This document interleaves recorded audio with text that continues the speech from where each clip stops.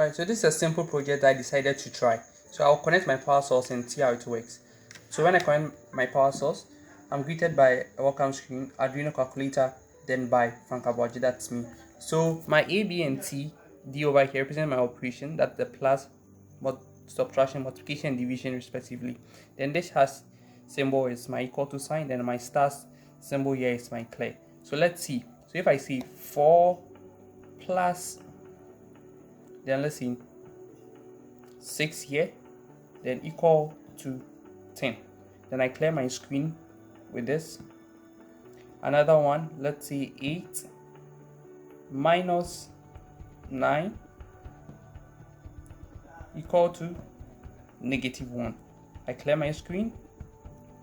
I do another one, 8 times, let's say 3 equal to sign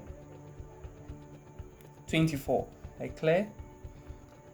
The next one, let's say 4 divided by, let's say 6. Let's see the result. 0. That's one thing I have to work on. Alright, so let's see 4. Let's clear the screen. 4 divided by 2. Let's see 2. Alright, thank you very much.